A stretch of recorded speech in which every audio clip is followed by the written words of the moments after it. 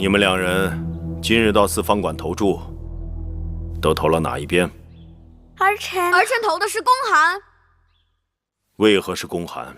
儿臣在四方馆看到侧室们大多主张公函，而前往投注的人也多将竹签投进公函的箱子里，这说明人心所归，为道与义。继儿呢？儿臣投的是法属。为何投法属？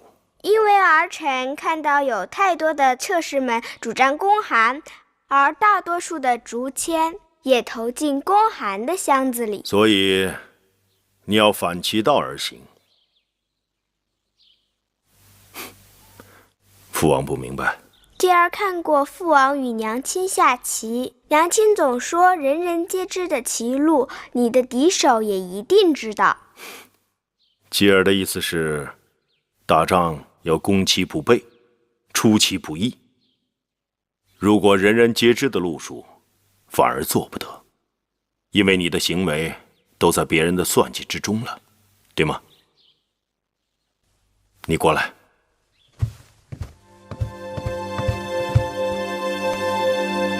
你刚才说的那些话，是谁人教你的？无人教我。不是你娘亲让你这么说的吗？不是，娘亲说让我用自己的心去下注。真的赞同法属。是，大王。楚若得蜀可以压秦，秦若得蜀可以伐楚。有朝一日，大王若能将楚国纳入囊中，这天下就得了一半了。可你当初，我当初，当初，张仪太过看重个人荣辱恩怨了。我与那公孙衍不共戴天，总想除之而后快。再加上蜀道之艰难，让微臣又找着了一个畏而却步的借口。眼下恩怨仍在，蜀道仍难，张子却变了。张仪私心再重，他也重不过大秦的江山社稷。况且微臣已经找到了将蜀道变得容易的计谋了。何计？老子曾曰：“将欲废之，必固兴之；将欲夺之，必固与之。要得蜀国，大王必先给予之。”给予？给予什么？那蜀王贪财，大王可先给予他财物啊。怎么给予？大王是否听过这样一个故事啊？晋国的智伯欲伐仇尤国，可是仇尤国山高路险，于是智伯就命人铸造了2口大钟，再以广车赠与仇尤国。这仇尤国想将这2口大钟搬运回自己的宗庙，于是只能派人移山填水，专门修建了一条大路。好计，好计！张子不愧为寡人的智囊。把穆监给我叫来。是。大王是否想知道实情啊？有何实情？这骗蜀王如何过蜀道的主意出自张仪，但大王还当酬谢一个人。那是何人？芈八子。是芈八子小以大义，点通了微臣的心智。芈月，说来惭愧啊，张仪身为国相，有时竟然不如大王身边之女子。芈月并非寻常女子，这话寡人早在心头已经说过。可惜，她不是男人。大王，唤老奴何事？急宣处理及甘茂、司马错到宣师殿议政。是。丞相。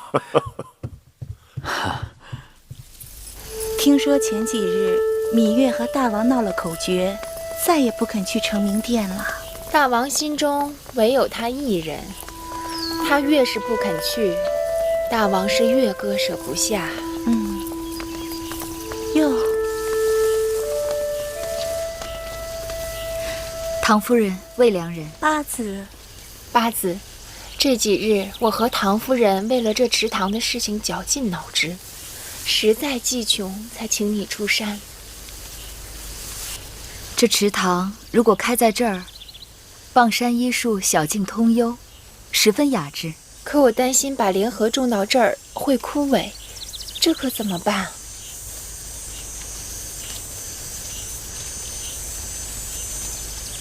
荷花喜光，贪恋日晒，极不耐阴。池塘开在山背，平时日照时间就短，是难了些。不过，这池塘虽在山背，但这小山走向本来就是东高西低，可将这边的树木伐掉些，让早晨的日光照到池塘，莲荷必可受益。把这边的树木伐掉，岂不显得残缺破败？哎呀，我正为了这山坡景致过于荒凉而发愁呢。不如借机修一条小径盘上山坡，再在山坡上修一处凉亭。这上有凉亭，下有荷塘，还多了一景。太好了，可谓一箭双雕呢。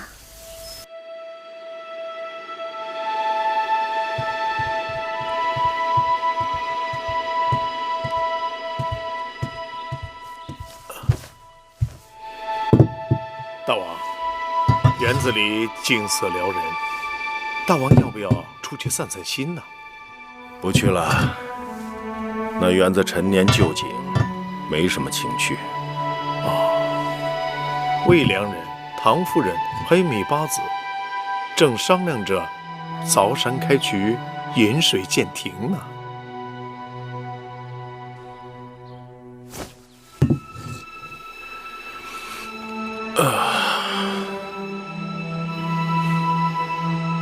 寡人还是出去走走吧。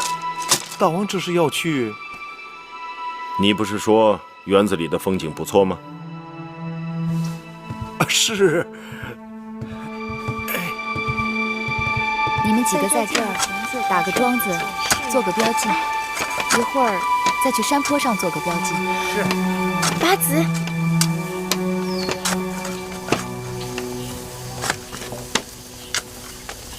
拜见大王。免礼。听说为了这个园子，你们几个用心得很，亲力亲为，不容易啊。臣妾愚钝，不能在国事上为大王分忧，只好做些市农木头泥瓦的小事。苦心经营，单丝节律，花的心思都是一样的。大王过誉。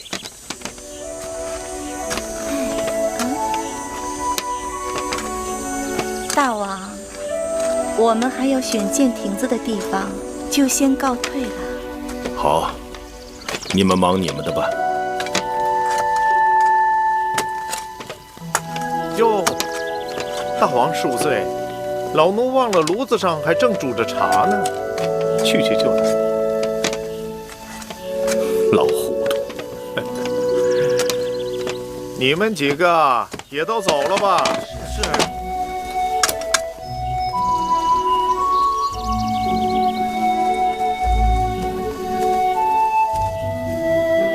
你往日见了寡人喋喋不休，为何今日默不作声啊？芈月怕言语有失，冲撞了大王，还顶罪。这些日子，你一次都不来承明殿，原来是一头钻进这山水中了。大王，先别说自己的委屈，朝中重臣公函伐蜀之争，已经演变成了义气之争，臣子之间因此有了嫌隙，很难再商议下去。我让两个孩儿以此为题目争论，童言无忌，大家都是旁听客，反而容易明了两方各自的主张，利弊就越辩越清楚。你这个丫头，不从大局着想，还跟寡人说什么磨刀石？原来如此，芈月懂了。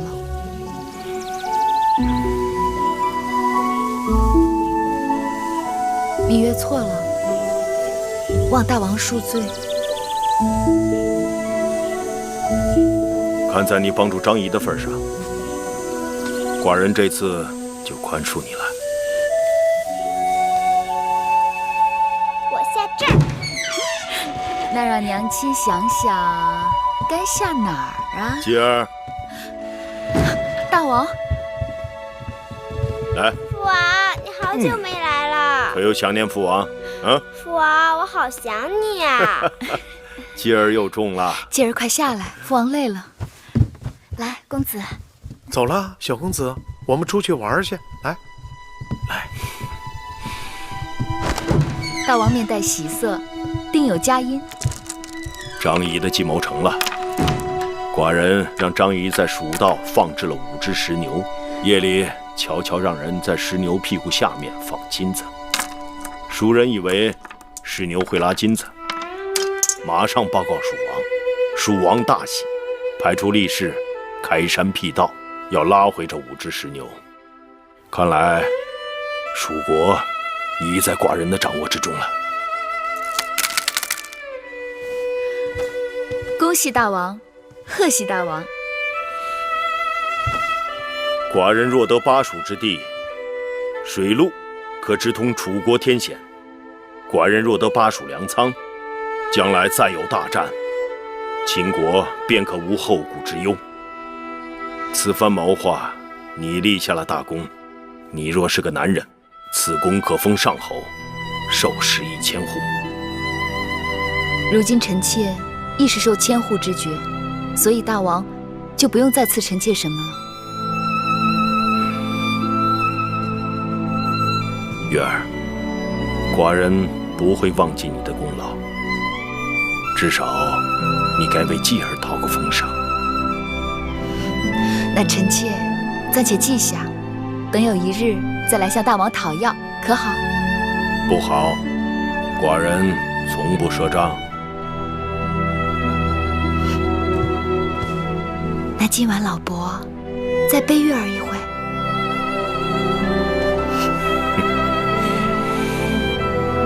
好。捷报！捷报！捷报！捷报！捷报！公元前315年，秦军借道巴国，占领成都，蜀国灭亡。又借察国与巴国劳军之机，一举灭亡了巴国和察国，尽收巴蜀之地。从此，秦国从水路可直插楚国大后方。秦军拿下巴蜀之地，大王今日在朝堂上奖赏攻占巴蜀的有功之臣，竟然还特别夸赞了公子季，说他力主攻蜀，见识过人。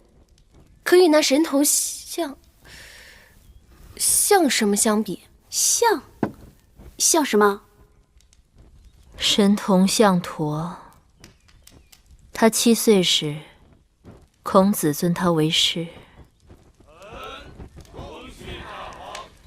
这殿外边怎么这般喧闹？大王欢喜，论功行赏，宫内外弹冠相庆。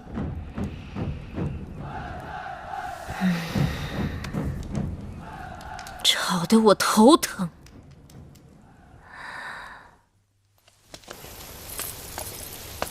转眼又是1年春日了，光阴似箭啊！春光依旧，物是人非啊。姐姐可曾听说，张仪前几日在朝堂上说，大秦疆土现今已扩张数倍，江山社稷需要后继有人。他建议大王考虑立储，还说应当立长、立贤，却只字未提立嫡。朝中的旧族也有人公开推举公子华，这下王后的头疼病定会越发厉害了。王后的头疼病加重，大约还因为秦军占领了巴蜀之后，楚国的水路洞开，秦军自巴蜀沿水道入楚，可谓便利得很。他的王兄啊，又要来信骂人了。小心点，别弄洒了。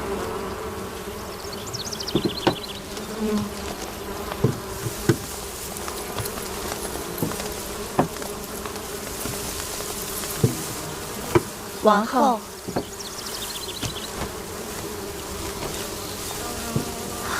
唐夫人，魏良人。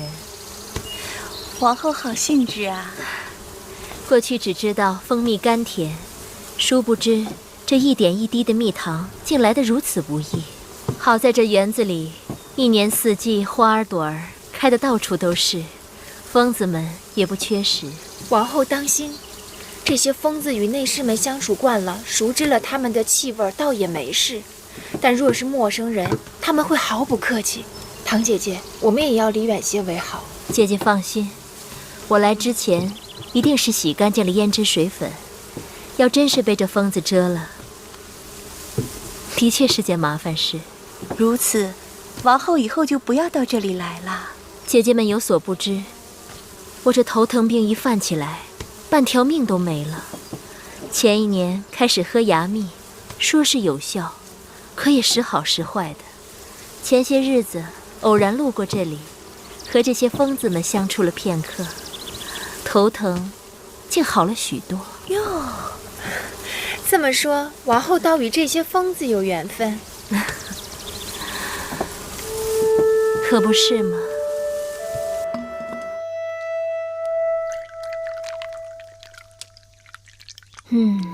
色泽如金，澄清透明，芬芳诱人，果真是好啊。你去让人再打2罐，给魏良人和唐夫人送过去。是。母后，蛋儿回来了，继儿也来了。拜见母后。别拘着，过来，让母后好好看看你。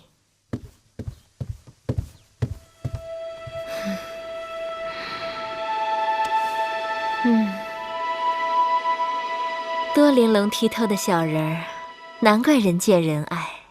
我让蛋儿把你带过来，是因为母后给你娘亲留了些新鲜的蜜糖，让你带回去。谢谢母后。我和你娘亲是姐妹，你和蛋儿又是兄弟，以后啊，不分彼此，常来就是。知道了。母后，我饿了。继儿一定也饿了吧？珊瑚，你去看看，让膳房蒸的黄米糕好了没有？是。哦，对了，母后这儿有去年腌的蜜饯果子，珍珠，去拿些果子过来，给继儿尝一尝。是。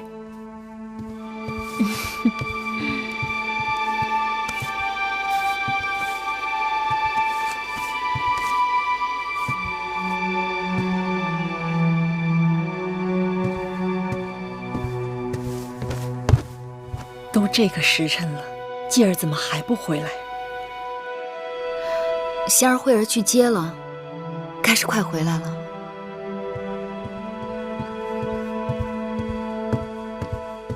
继儿呢？公子被公子当带到王后处去了。王后说要留他用晚膳，我也不好推辞，就只好让慧儿在那等着。王后近日为何对继儿这般亲热？姑姑的意思是，这2年王后一直闹头疼病，最怕嘈杂吵闹，更不喜见小孩子。姑姑多心了。王后是宫中公子公主们的母后，与我更是至亲。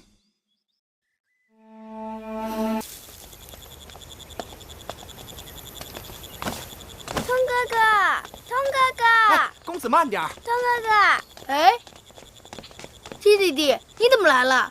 好久不见。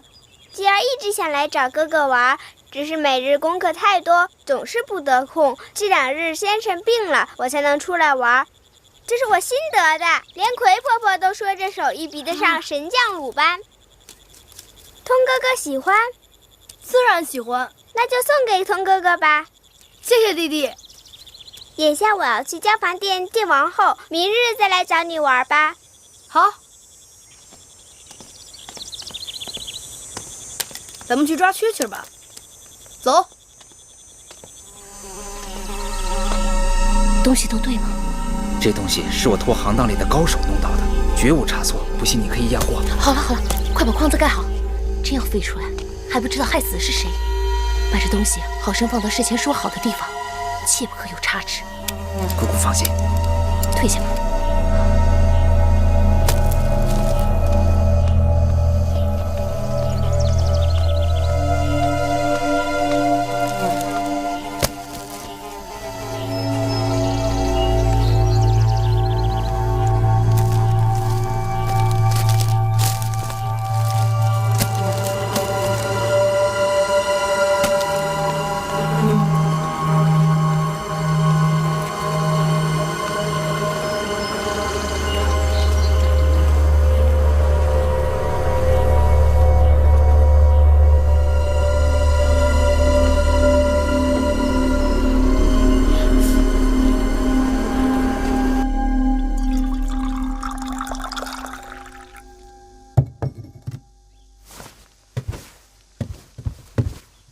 王后，小心烫。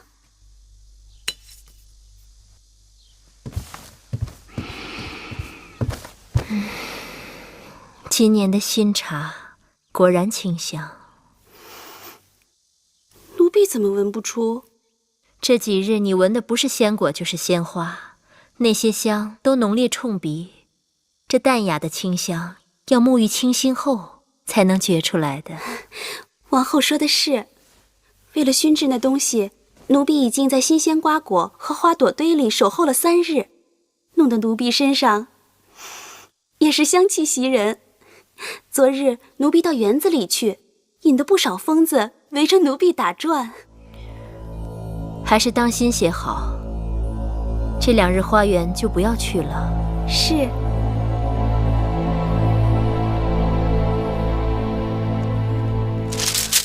啊，对了，姑姑，帮我把那套青色吉服找出来。你要出门？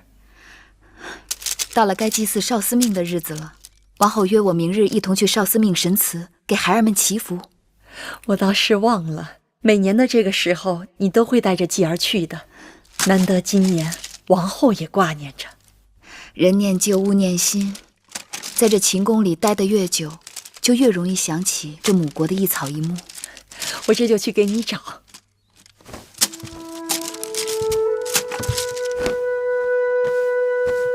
人靠衣裳，马靠鞍。继儿穿上这身衣裳，果真是大不同。母后，继儿可否将这件新衣穿回去给娘亲看？当然，这是母后特意让人为继儿明日到少司命神祠去祭祀而缝制的衣裳。谢母后赏赐，继儿会好好爱惜这件新衣。真乖。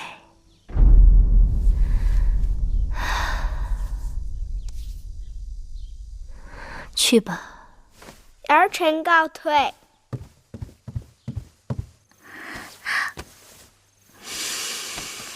这件衣服真是花了不少心血，光这绣工怎么也得1、2个月吧。哎，你们闻到了吗？从公子一进屋啊，我就使劲耸鼻子，这甜香真是让人直流口水。公子的衣裳真好看，香儿做梦都想有一件。公子借姑姑穿几日吧。明日我要和娘亲一起去少司命神祠祈福，回来后，继儿还是不给你穿。继儿，快把新衣裳脱下来，小心弄脏了。娘亲，明日继儿穿着新衣去少司命神祠，少司命见了肯定会很欢喜，对吗？少司命对天下孩儿一视同仁，并不在乎是纯衣百结还是包衣博带。但继儿穿着新衣去祈福，是继儿对少司命的一片敬意。98、99、100。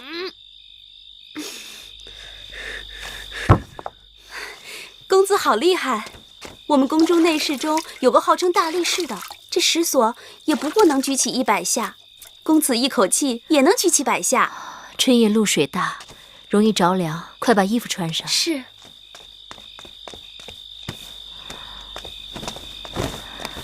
丹儿，告诉母后，你多大了？母后，你难道不知孩儿多大了？告诉母后，孩儿来年就13了。蛋儿都快13了，长大成人了。母后就是想让你知道，这10多年，母后一直把你捧在心口。母后无论做什么事，都是为了你。母后，这种话蛋儿已经听了无数次了。蛋儿，答应母后一件事。何事？明日无论如何，都不要出交房殿的门。为什么？日日也在外面，待在店里一日，静心读读书，有何不好？不好就是不好。听母后的话没有错。公子到。知道了。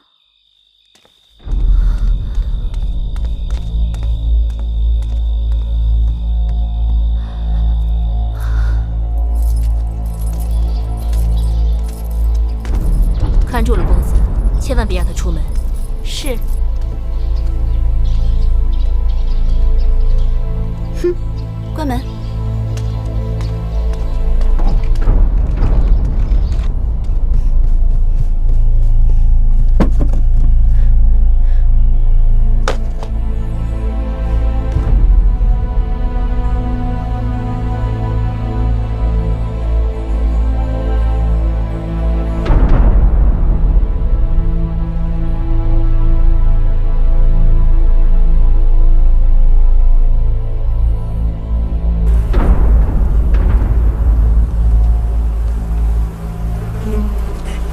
我不行，还是你们翻吧。你快点，公子都说了有好东西喝。好好，我试试。哎呀，这个不行。来，你来，下一个。好，你来。翻得好，还有谁？翻好了再给你们喝。你来。好，这一轮结束了，你过来喝吧。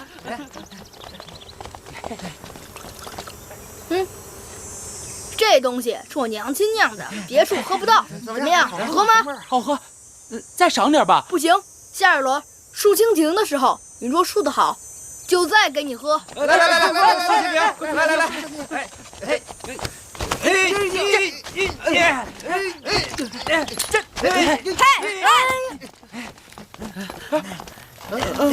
公子荡，你们这是喝了迷魂汤了？回公子，这不是迷魂汤，这是神仙汤。放屁！公子不信可以尝尝，喝了这个，平常不行的都行了。我这就给您竖个蜻蜓看看。今日荡儿若不是吃坏了肚子，就会和我一起去少司命神祠祈福了。这孩子呀，姐姐替他祈福也是一样的。好久没有和妹妹一起在这园子里闲逛了。这旖旎嫣红，草长莺飞，倒是让我想起了当年你有在楚国时的情景。姐姐说的是，那时候的你我，又比眼下的荡儿和继儿能大多少？我有时还常做梦，梦见自己仍是年少无知，和姐姐在楚宫里淘气呢。毕竟是梦，你我都回不去。给我尝尝。不行，这东西你没喝过，所以你不能喝。哎呀，啰嗦什么？你快给我！我说行就行。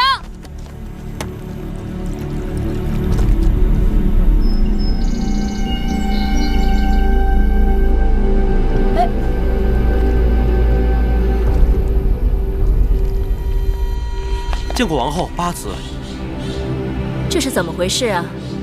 回禀王后，自从园子里引了暗渠，开了池塘，总有人因为胡乱挖路刨树，挖开了暗渠，走了水。今日又是如此。王后，让奴婢去查查是谁如此混账，扫了王后和八子的兴致，奴婢定打他50个板子。算了，事已至此，打他们板子也于事无补。好在这儿还有一条小路，平日走的人少，但景致还是不错的。婆婆，咱们走这儿吧。王后，继儿，鸡儿，鸡儿，你慢点儿，快点儿！鸡儿，继儿，慢点儿。葵婆婆，快点儿！鸡儿，等等，葵婆婆。鸡儿，快点儿，葵婆婆。王后，哎呀，王后，怎么了？怎么了？不小心崴着脚了，快坐下歇歇，快！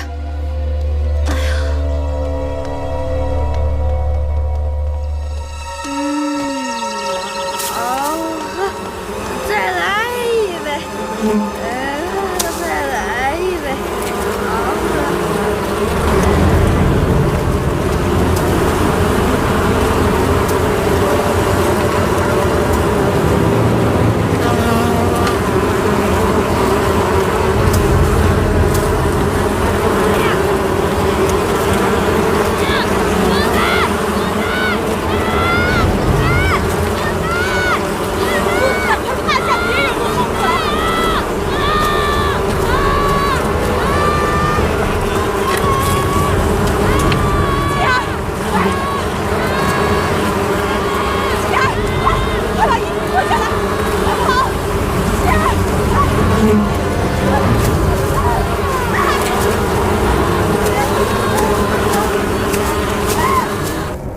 妹妹不必担心我，你快去追继儿吧。一会儿继儿找不到你，该着急了。那我先过去了。嗯。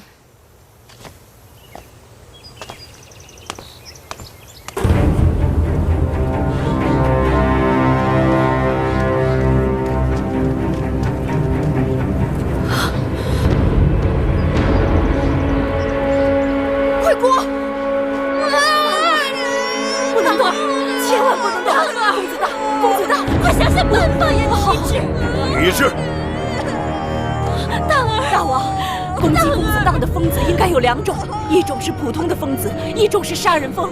对待普通的疯子，奴婢还有办法，只要锋刺拔掉，用皂角水冲洗，再用筅台捣碎，糊住伤口，便可逐渐痊愈。但是杀人疯不同，它的毒性极大，从来就没有对症的草药。要想治疗公子荡，只怕什么？大王恕罪，奴婢无能。李密，大王，臣眼下也没有什么更好的办法，只能是先拔去毒刺，再用拔罐吸出部分毒血。那皂角水和筅台也对毒性攻心有些延迟作用，但是要想治愈，恐怕就……世上没有办法的，一定会有办法的。王后，您别着急，奴婢再想想办法。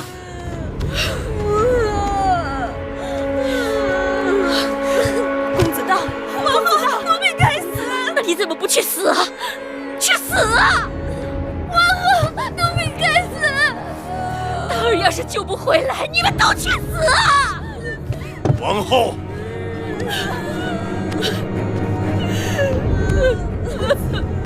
大王，大王，救救荡儿啊！救救荡儿啊！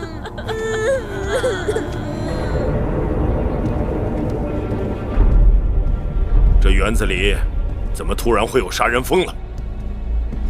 回大王，老奴已派人查过了，在山坡下查到了一个杀人蜂的蜂巢。那地方离宫中养蜂之处很近，去的人很少，一直不被人留意。寡人知道那杀人蜂极其罕见，即使有，都是出没在深山老林处，怎么会在咸阳，特别是在宫里筑巢？为了采集王后的牙蜜，园子里放养了寻常的蜂子。据说杀人蜂专爱吃蜂蜜，可能是那里的蜂子引来了杀人蜂。幸亏继儿被魁姑护住，只受了轻伤。听说魁姑伤得很重。是。忠心护主，可赞可叹。马上给寡人拟旨，公告天下，2日内，凡有方法治愈被杀人蜂伤者之人，赏1万金。怎么会那么巧？公子当偏偏是喝了咱们的米酒，就遇上了杀人疯。这可怪不得咱们公子，又不是咱们公子给他喝的，是他抢咱们公子的米酒喝的。公子当性命攸关，万一他过不了这一关，那王后她岂能饶得过我们通儿？我们可以向大王辩白，公子当在大王心里的地位，岂是通儿能比的？加上王后挑唆，我们百口莫辩。娘亲，那杀人蜂是被人故意放在那儿的。你有何证据？是孩儿亲眼所见。那人是谁？是王后身边的一个丫头，叫什么来着？叫珍珠还是叫珊瑚？对，就是叫珊瑚。还有一个我不认识的内侍。通儿，你可看清楚了，这件事可万万不能胡说呀！千真万确，珊瑚给了那人一笔钱，那个蜂巢原来只装在竹筐里，被那个内侍放到石头缝里。我当时不知道那就是杀人蜂。难道说有人买通了王后身边的人，要害死公子当？不大像。娘亲，你别忘了，今日公子当被蛰，该是意外。若不是公子当，那他们要害死谁呢？今日遭难的还有魁姑和后来过来帮忙驱赶杀人蜂的几个小内侍。不是魁姑，更不会是那几个无足轻重的小内侍，他们不值得那些人下那么大的本钱。童儿，你是不是告诉我，魁姑是为了救公子季才被杀人蜂蛰伤的？是。但魁姑和公子季怎么会突然到那个地方去？听说王后约八子带他们去少司命神庙祈福。是王后的主意，是王后带他们去那儿的。天哪，那王后是要……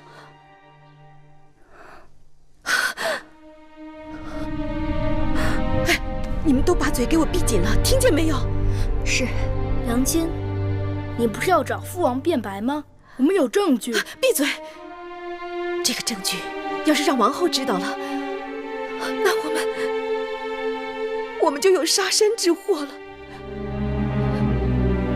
你知不知道？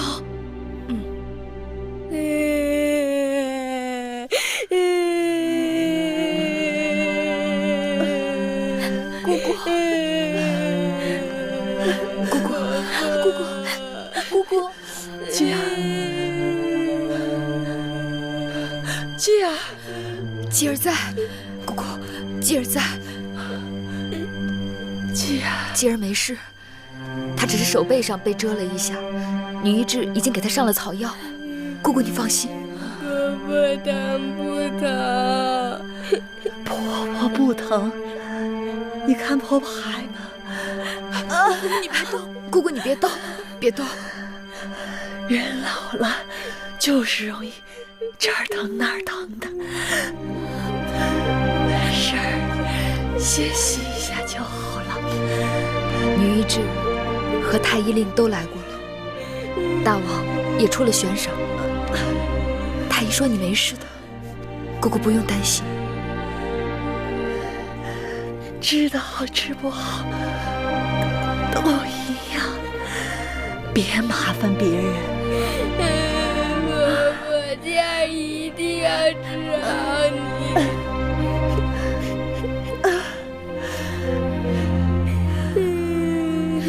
香儿、慧儿，你们在这里好好照顾姑姑。女医治留下的草药，你们每隔1个时辰煎一次，伺候姑姑服用。是。木心，在。你去点上灯，跟我再去园子里看看。是。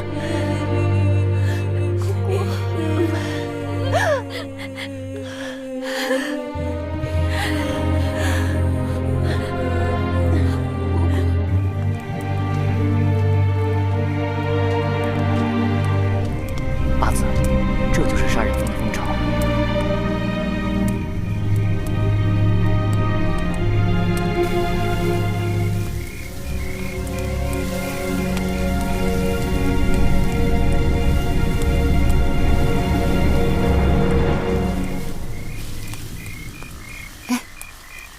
怎么回事？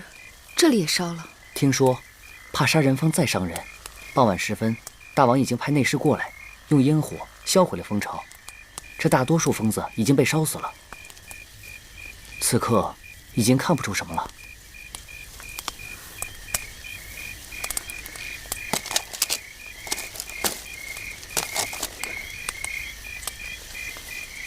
是谁？谁在那儿？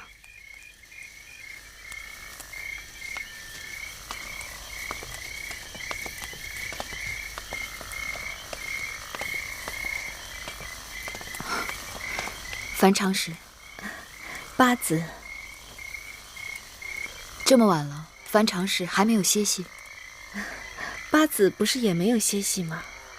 今晚这宫里，能睡得着觉的人，只怕不多。可不是吗？幸而上天有眼，公子骥没有被杀人蜂伤得太重。可是公子荡伤势危重，魁姑为了救继儿，也是性命攸关。那杀人蜂平日并不主动招惹人，更不在有人经常出入的地方筑巢。我就是想不明白，他们是怎么突然出现在园子里的。我和妹妹想的一样，所以就想过来看一看。听说那杀人蜂平日里都是在树林里筑巢，在石缝里筑巢，只怕是不多见。是啊，也许是有人故意把他们的家搬到了这里。妹妹，这话是姐姐胡乱说的，妹妹可千万别放在心上啊。姐姐的话或许有些道理，那杀人蜂看似天灾，也可能是人祸。妹妹，天色已经晚了，妹妹和我都快些回去吧。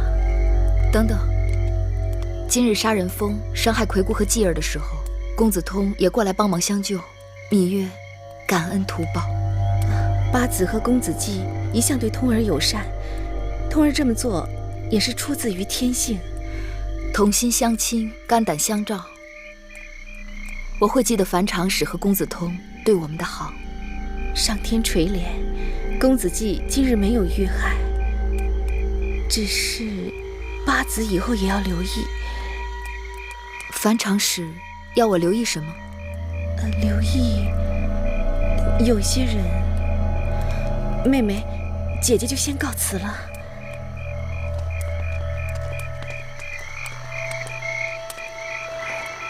樊长史好像话里有话。他定是知道了一些我们不知道的事情。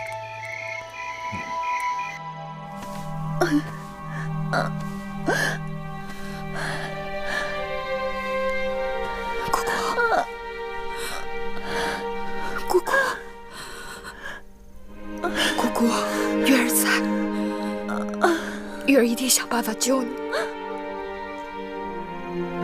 月儿自小没了娘亲，你是我唯一的亲人，没有你，就没有月儿。姑姑，我一定会想办法救你。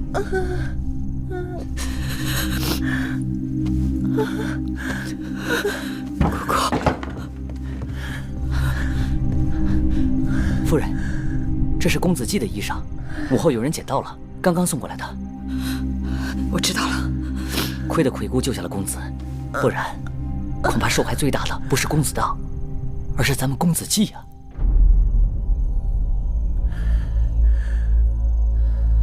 什么意思？夫人，您看看这件衣裳，再闻一闻。我从小在山里长大，知道这疯子最爱追逐3种人：醉酒的人、穿鲜艳衣裳的人和身上有香气的人。公子荡占了头1种，咱们公子占了后2种。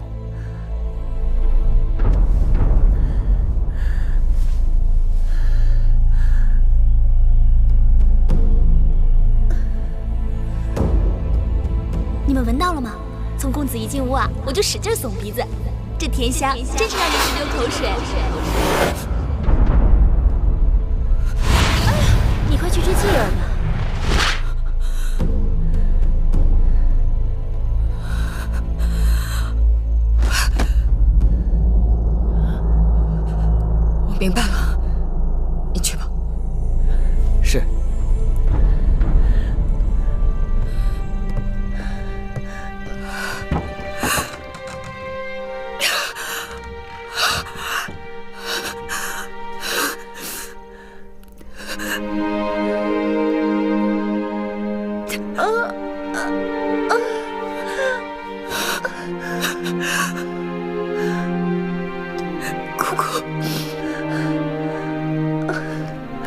就是月儿不好。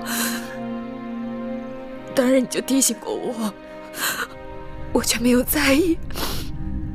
是月儿错，是月儿害了你。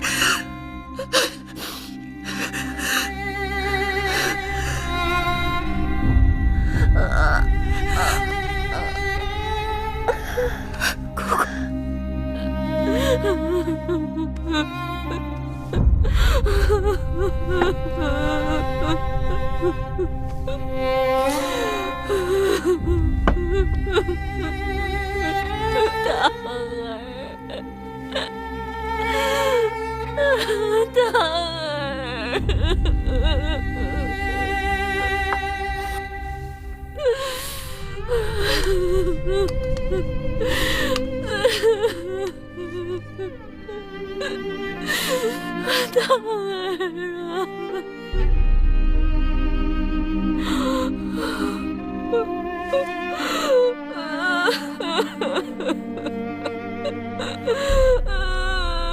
珊瑚，在。扶王后出去。是。王后，王后。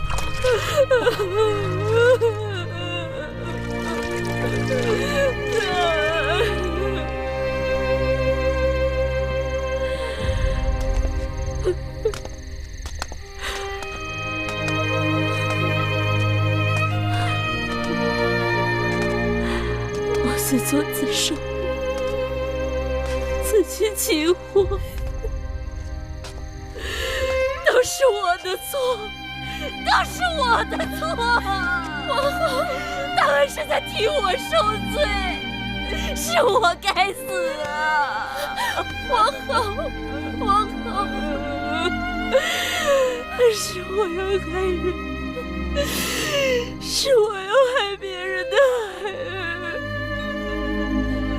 生死比生命值得看得清楚，让我痛，让我千刀万剐，让我去死吧，让我去死吧，王后，王后。这药也不知管不管用，魁姑看起来更不好了。大王已经出了万金悬赏，怎么还没有人献上主意啊？都说这世上最毒的是蝎子、蜈蚣、蛇、蜘蛛、蟾蜍，杀人蜂怎么会这么厉害？你们是以前没见过杀人蜂，在我们山里头，听到杀人蜂，谁不躲得远远的呀？我跟你们说起这些毒物，杀人蜂就算不能排在毒蛇的前面，至少也不会排在蜘蛛的后面。在我们楚国有一种烛龙蛛，它有蜘蛛一样的脑袋和蛇一样细长的身子，被它咬一口要病半个月呢。这都不算什么。我们那会儿住的大山里边有一种蜘蛛网，它可以长到小孩子的拳头大小，织的网都可以捆住一只小鸟。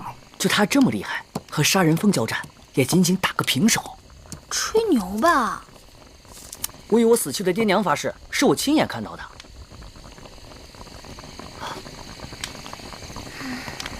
好，我说给你们听，我记得清清楚楚。那是在我进宫的前一年，我在山上放牛，身边不远处的树丛中有一只蜘蛛王正织网。到了正午时辰，一只拇指大的杀人蜂飞了过来，一头就撞进了蜘蛛王的网里。那蜘蛛王定是饿极了，立刻向杀人蜂爬了过去。当他爬到杀人蜂身边，张口刚要咬，却被杀人蜂狠狠刺了一针。那蜘蛛王顿时就蔫了，顺着游丝就掉了下去。可过了没一会儿，那蜘蛛王又爬上来了，他们又打了起来。哎，那后来呢？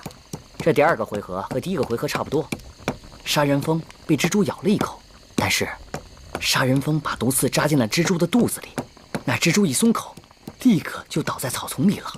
这么说，那杀人蜂的确厉害啊。那最后谁赢了？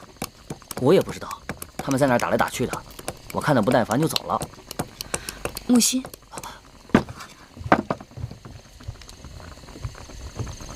夫人，你刚才说的话可当真？若有一字不实，木心甘愿受罚。那你可知道，蜘蛛掉进了草丛里，那是什么草？这山里的花草没有我不认识的。快告诉我。那草叫七叶一枝花，在我们那儿也有人叫它登台七的。七叶一枝花，好耳熟。那草在我们楚国叫金线重楼，它的根部是药材，我们都叫他早修，药性偏凉，清热解毒，消肿止痛。在楚国，有人用它医治跌打摔伤。那或许，它也能医治蛇虫咬伤。有可能，但秦宫里并没有这东西。若要奴婢去找，得进山。但公子荡和魁姑他们的性命，也就是在这几个时辰里了。我去找大王讨要出宫令，姑姑带人连夜飞马出宫。好，这里的远近山路我都熟悉，我跟姑姑一起去吧。快去快回。哎，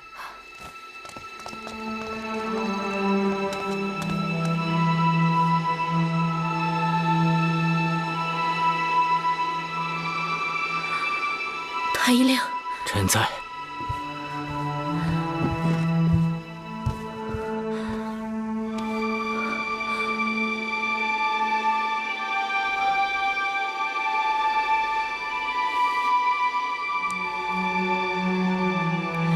公子怎么样？公子只怕不好，请王后还是早些做好准备。胡说！你胡说！我儿子还没当上太子，他将来还要做大王。你给我想办法，快想办法！女医治呢？女医治呢？昨日半夜，女医治被米八子叫走了，到现在还没回来。去哪儿了？说是被米八子派出宫了。不管他在哪儿，都得给我找回来。是。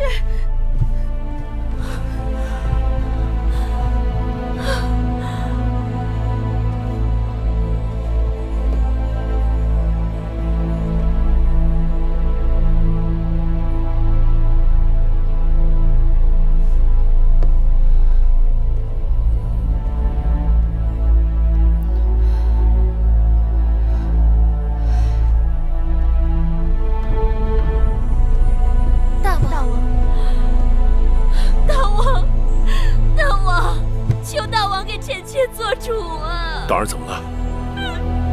太医令说，当儿不行了。当儿若走了，臣妾岂能苟活于世？当儿是寡人的儿子，我嬴氏的血统比别人顽强，绝不会轻易放弃。王后爱子心切，此刻不该乱了分寸。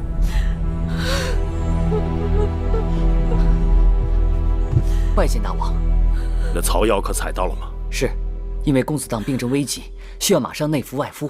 此刻女医治正在捣药，片刻便可以给公子荡服用和疗伤。好，太好了！若能救治好公子荡，寡人重重赏赐你们。谢大王。快请太医。是。这下好了，荡儿或许有救了。是真的吗？昨夜芈月偶然发现了一种草药，对荡儿的病症或许有奇效，所以女医治连夜出城进山采摘，此刻药已采回。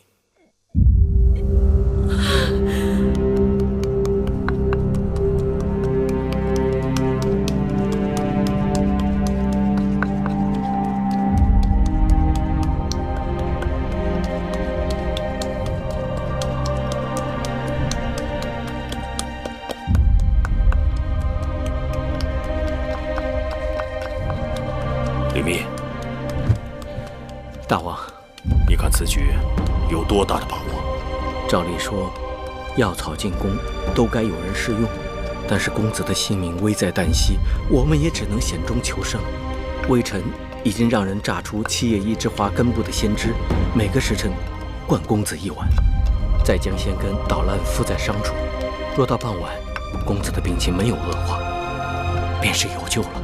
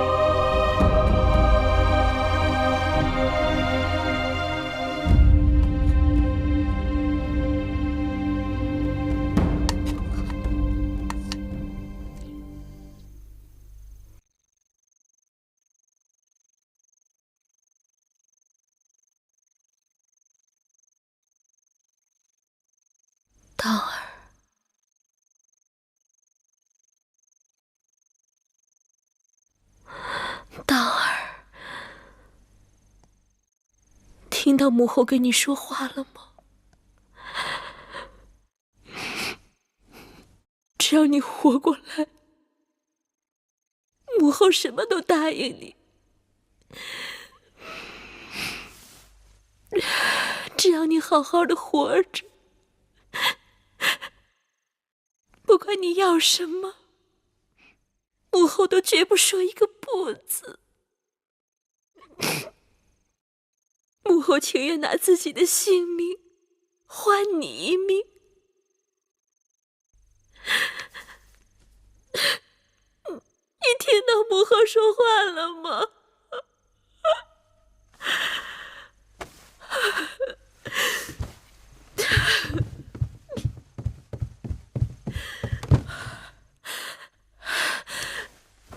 上天诸神，大司命、少司命，求求你们，让道儿渡过这个难关。只要诸神不嫌弃，小女子米树愿意以血以肉以性命祭祀诸神。求求你们，让道儿活过来吧！求求你们让道儿活过来吧！求求你们让道儿醒过来吧！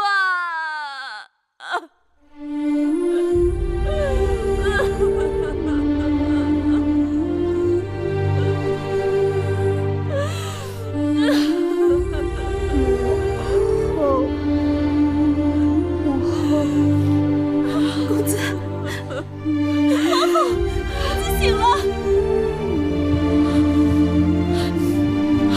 道儿，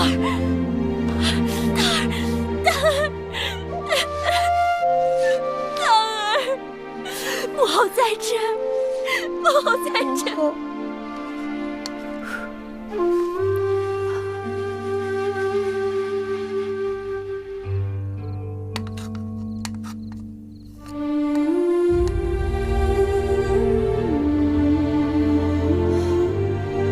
姑姑，你要多吃一点，吃饱了有力气，伤才能好得快。这斤米粥可香了，是八子亲手用精米、肉糜和鸡蛋熬成的。婆婆吃吧，继儿看着婆婆吃。我吃不下。吃肉肉长肉肉，不吃肉肉筋瘦瘦。婆婆看，继儿身上有很多肉，婆婆自己却是筋瘦瘦。好，婆婆再吃一口。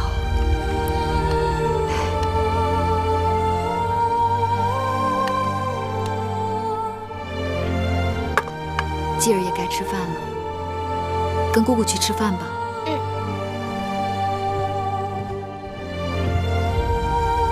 姑姑这一倒下，辛苦月儿了。姑姑一直把月儿当亲生骨肉般对待，如今为了继儿受了伤，却跟我说这么见外的话。人的寿命都是有定数的，姑姑原打算不用活这么久，不知为什么上天竟不肯收我走。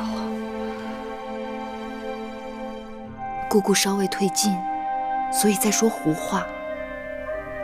月儿和继儿都舍不得姑姑，还有蓉儿，还有小冉，姑姑怎么舍得走呢？原先姑姑觉得你们长大了，继儿又有出息，姑姑可以闭眼了。可眼下突然出了这件事儿，姑姑的心一下就提到了嗓子眼儿。都怪月儿糊涂，这不能怪你，是她动了害你和继儿的心思，便日日在这上面做文章，你怎么躲也躲不开。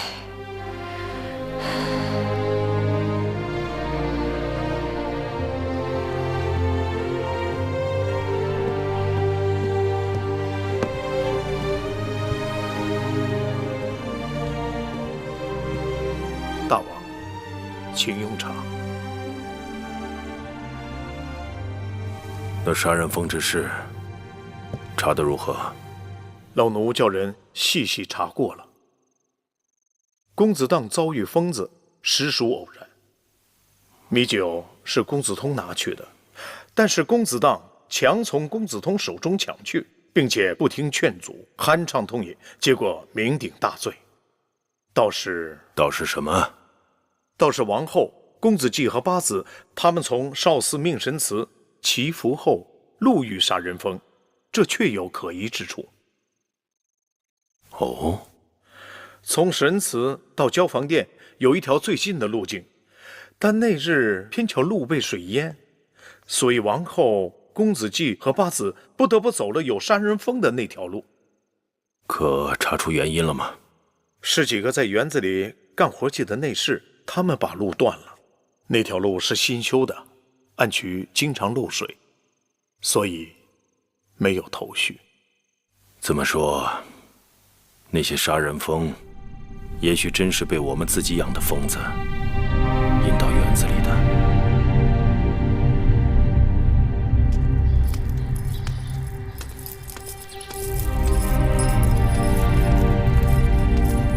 拜见八子。我要见王后。王后正在歇息。我要见她。王后这几日水米未进，心力交瘁，不能见人。见不见由不得你，你只管去通报。八子，奴婢得罪了，您不能进去，走开！您不能进去，不能进，不能！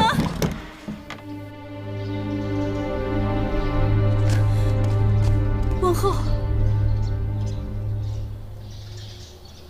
请八子进来。是。八子，请。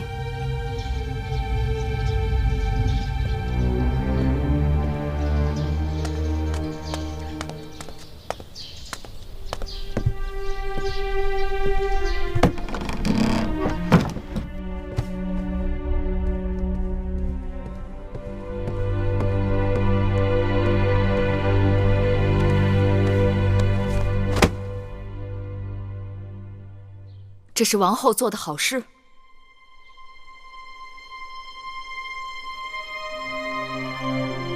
告诉我实话，是不是你做的？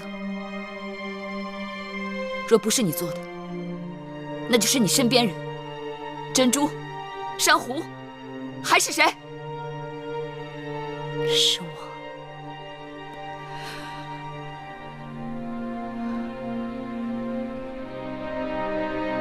果然是你。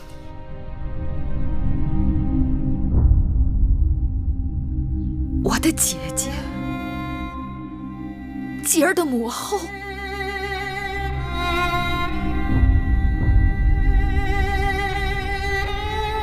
我也曾想过是你做的，但是我不明白，为什么是你？是我做的，我对不住你，对不住继儿，但我不得不做。你疯了！我们是姐妹，同气连枝。对，我们是姐妹，是同气连枝，但你别忘了，我们还同是一夫。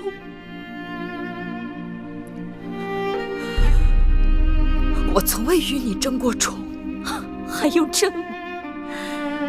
除了你，大王眼中还有谁人？除了你的儿子，大王眼中还有哪个公子？公子当是嫡公子，大王早就明言要立他为储君。那是何年何月的事了，你不会不知道。眼下前朝为立长立贤，早就飞升一片。那是指公子华，也可能是你的继儿。就算如此，那也不是继儿的错。大儿争不过你的继儿，我只是帮他一把。这秦国只能有一个太子，一个大王。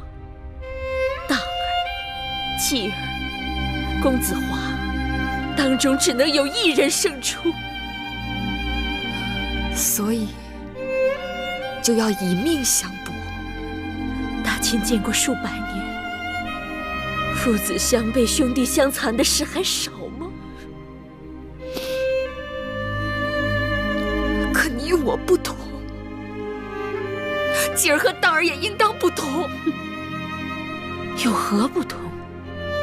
不过是宰割他人，或是任他人宰割。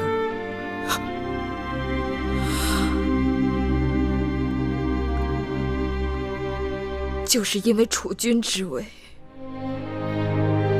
断送了你我两人这么多年的情分。在这宫中，哪有什么情分可言？自嫁到秦国，我视为王后，哪一日不是在与人明争暗斗？哪一日不是战战兢兢，如履薄冰？大王是我的夫君，一生恭敬，我便见不得天日，弃如敝履。我身边只有一个当儿，我靠不得母国，靠不得夫君，唯一的盼头就是当儿。而你的继儿，却让我连这个念头都荡然无存。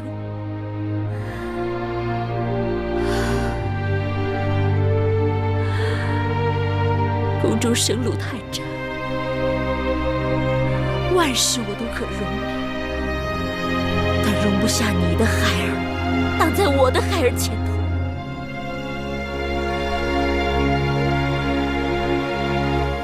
眼下是你救了大儿，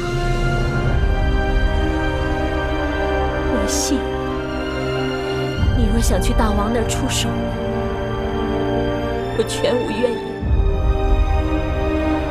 但只要为了大儿，我不再续这条心。你我白白结盟一场，我曾以为我此生都是欠你的。就算我芈月与任何人相争，都从未想过要与你相争。我的继儿对储君之位更是不屑一顾。相争二字本是伤人利器，与外人相争一荣俱荣，与自己人相争一损俱损。后宫艰难，只可相濡以沫，何苦要骨肉相残？八字无需多言，但凡嘴上挂着相濡以沫的，哪一个不是大难当头，自顾自？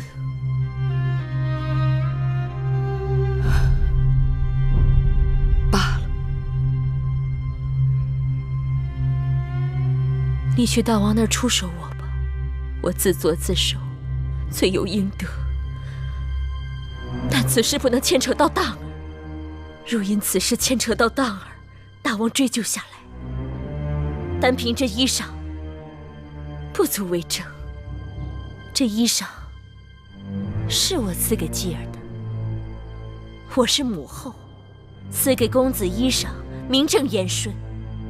我芈姝抵死，也不会轻易承认与杀人疯子有关。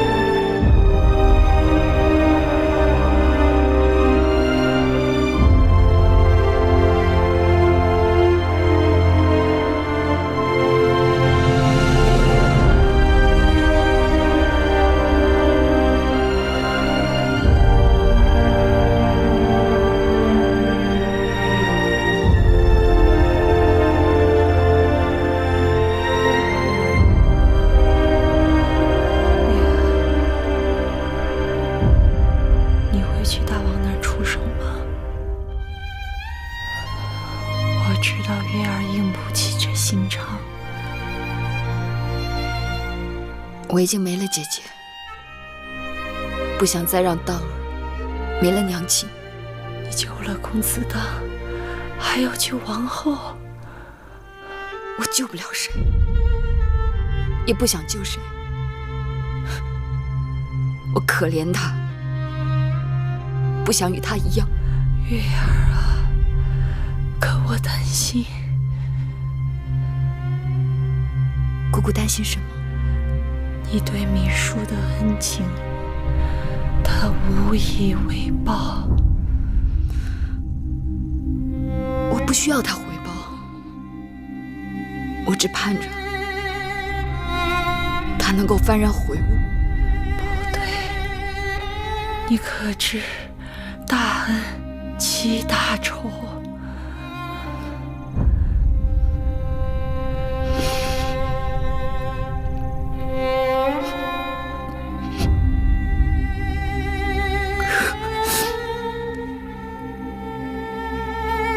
我做不到，我真的做不到。月儿，你会为你今日的善良而后悔的。